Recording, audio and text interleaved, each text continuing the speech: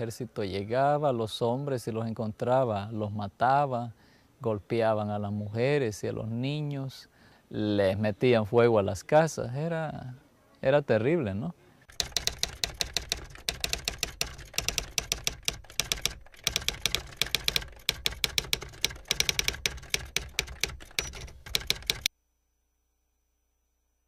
Eso fue muy espantoso. Lo que sucedió fue que el ejército hondureño metió 3.000 efectivos para ayudar al gobierno salvadoreño.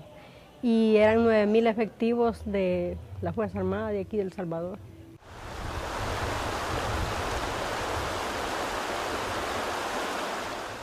La masacre del Zumpul está sabido que fue un complot entre el ejército hondureño y el ejército salvadoreño. La guerra de más de 12 años que vivió El Salvador fue devastadora para la población del interior del país.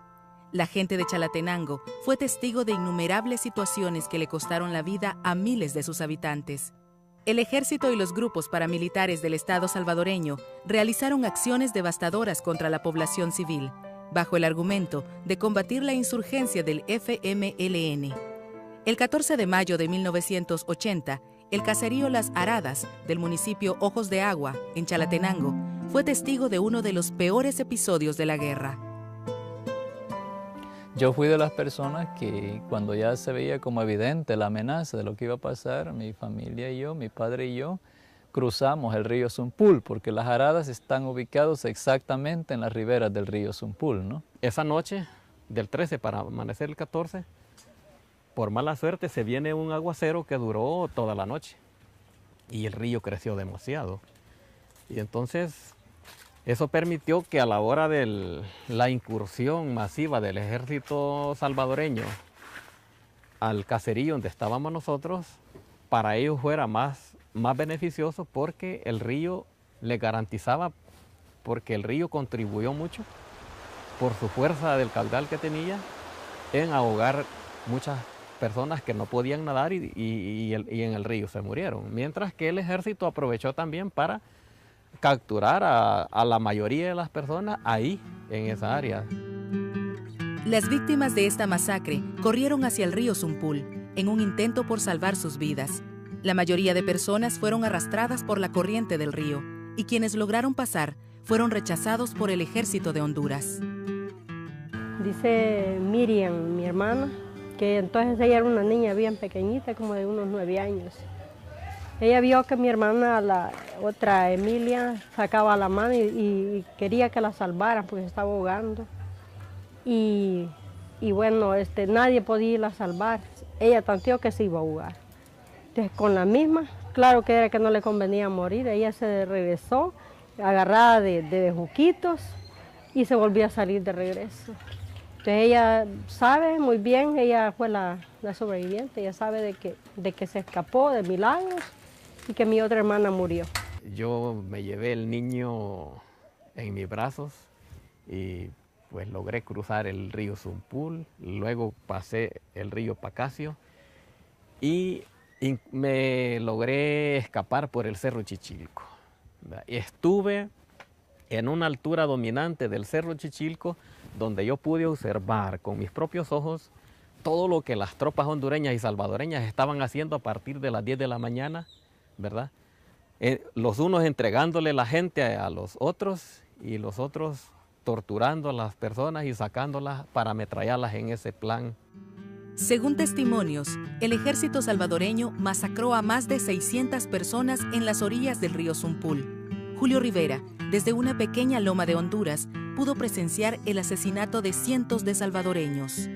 Yo pude oír desde allí, de la alturita donde estaba, cómo las mujeres gritaban, lloraban, decían no nos maten, o al menos respétenle la vida a nuestros niños, ¿no?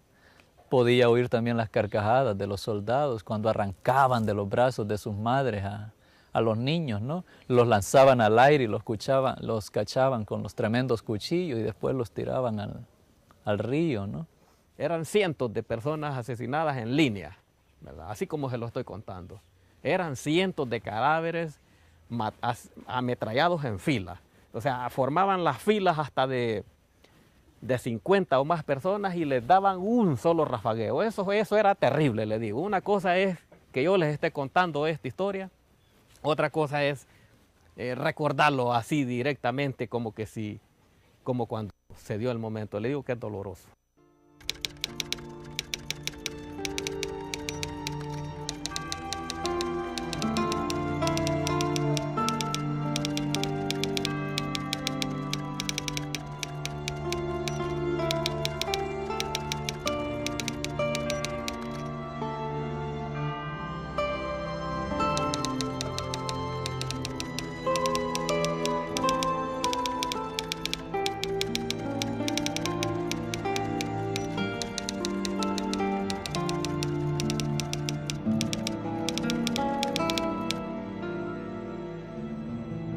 Nosotros teníamos un recuento de alrededor de 650 personas asesinadas, porque le aseguro que fueron familias enteras las que asesinaron ahí. A veces uno andaba caminando normalmente ahí por las calles, por los caminos, cuando uno veía que venía un perro, ¿no? Y que traía algo en la boca, ¿no?